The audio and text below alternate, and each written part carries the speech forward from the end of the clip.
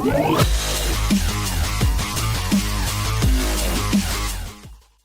guys, it's Ash, and this is going to be a quick guide on one of the most important cards in the game, the Fireball. There are certain cards in this game that I consider to be of the utmost importance and can provide you with incredible value when used properly. The Fireball is a card that costs 4 elixir, but properly using it will grant you a greater value than 4 elixir. And this is how you win battles, by effectively using less elixir to counter cards or combos of cards that cost greater elixir. A simple example is using your Fireball on 4 barbarians. Since the barbarians cost 5 elixir, using your Fireball on them is a winning move because you spent 4 elixir, meaning you'll have 1 more elixir than your opponent.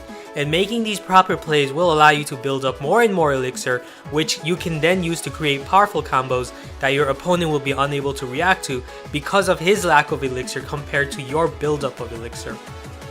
Also, the Fireball is a very important card to have in your deck because otherwise you will struggle against players who use multiple buildings in their deck.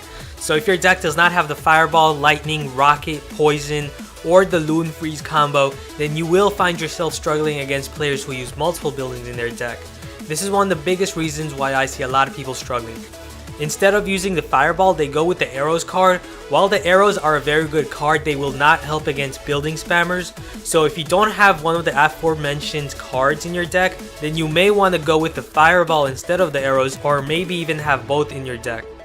Now, this video is not about how to use the Fireball to simply win 1 elixir by dropping it on a pack of barbarians. No, this is a video on how you can maximize the Fireball to make even greater profit, and also understand when to use and how to use it properly. For example, the decks most people hate playing against are decks that incorporate multiple huts or buildings and defenses together, often known as hut spamming or defense spamming.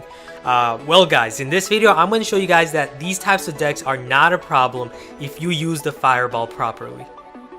First, I'm going to quickly show you guys all the one-on-one scenarios for the Fireball that will grant you a profit, and then we'll get into more advanced ways of utilizing the Fireball properly. Fireball on barbarians will get you 1 elixir profit. Fireballing onto a minion horde will also get you 1 elixir in value. Fireball on a wizard 1 level lower than your Fireball is a 1 elixir profit. Fireball on the 3 musketeers 1 level lower than your Fireball is a 5 elixir profit move. So yeah guys, these are the easiest one-on-one scenarios to obtain value with the Fireball. So if you're fireballing any other card one-on-one, then you're not fully taking advantage of the Fireball. The secret of the Fireball is to obtain even greater value. For example, if your opponent sends in barbarians, then chances are very high that he will also support those barbarians with something like a ranged attacker.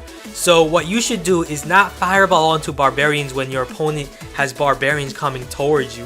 What you should do is wait, be patient until that last second after your opponent's barbarians have made it halfway to your side of the map.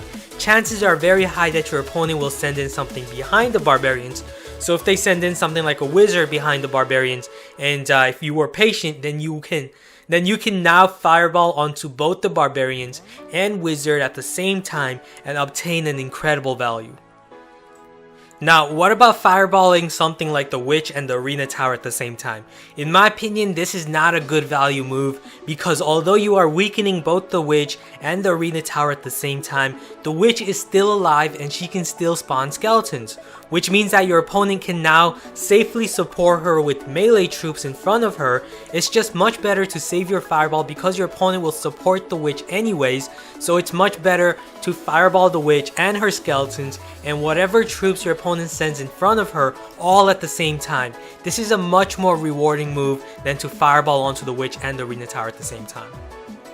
Now, let's get into more advanced uses of the Fireball, which is to use it on multiple troops or buildings. Remember guys, the Fireball does area damage to everything within its 2.5 tile radius. One very important tip I want to give you guys is that you have to aim for the shadow of the troops when using the Fireball for accurate drops.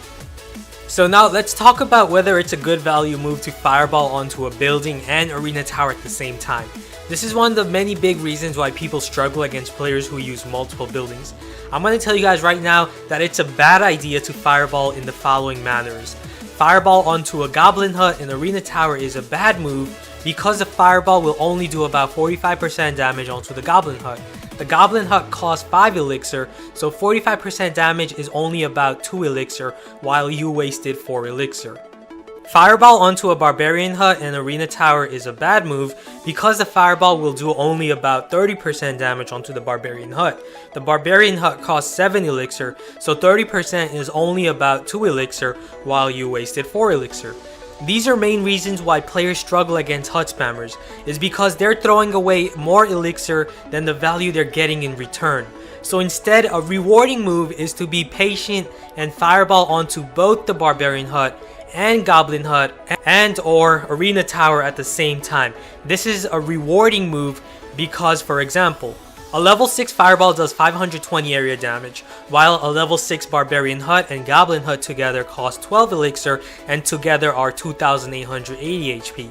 So 520 damage onto both the Goblin Hut and Barbarian Hut is a total of 1040 damage. 1040 out of 2880 is about 36%, and 36% of 12 elixir is equal to 4.3 elixir. So what this means is that you spent a 4 elixir card onto both the Goblin Hut and Barbarian Hut to deal a damage value of 4.3 elixir. So you gained a profit of 0.3 elixir and 208 damage onto the Arena Tower. This is how you beat hut spammers, by making rewarding moves. Now, what about Fireball onto a mortar? Well, the mistake I see a lot of people make is that they Fireball onto a mortar thinking that by weakening the mortar, they're lessening its impact.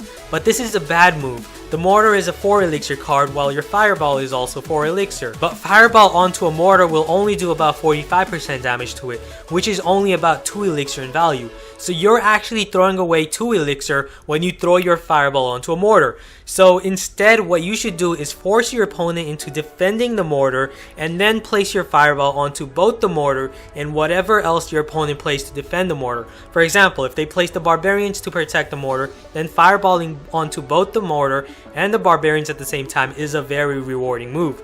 Also, most of the times, if you weaken the mortar, it's just better to let it deal some damage onto your Arena Tower instead, and save your precious 4 elixir to make a stronger combo push.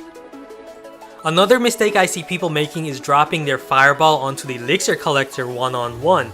If you're doing that, then you're actually just giving your opponent the win. The Fireball costs 4 elixir, while the Elixir Collector costs 5 elixir, while the Fireball only does 40% damage onto the Elixir Collector, which is a value of only 2 elixir. So you basically wasted 2 elixir by dropping your Fireball onto the Elixir Collector. Now, some people might argue that you stop the Elixir Collector from generating more elixir, so you'll be able to stop their late game rush. But logically speaking, you did the opposite. You just allowed them to form a bigger elixir lead from you. After the Fireball onto the Elixir Collector, it can still generate 3 elixir. So by putting yourself behind an elixir, you're allowing your opponent to form stronger combos to quickly devour you. So yeah guys, when using the Fireball, always look for key opportunities to maximize your value. Instead of just throwing your Fireball onto just one building, which is a bad move, look for opportunities where you can Fireball 2 buildings, or the building and another troop at the same time, or multiple troops at the same time, such as Fireball on the Elixir Collector and Archers at the same time, or Fireball on the Infernal Tower and Musketeer at the same time, Fireball onto the Barbarians and Minion Horde and Spirit Goblins all at once, and you've pretty much just won the game if you play the rest of your cards right. So I hope you guys found this guide to be very informative, and hope it helped as well. Be sure to give the video a thumbs up and also subscribe for more great daily Clash Royale content. Thanks for watching. I'll see you guys again soon. Later.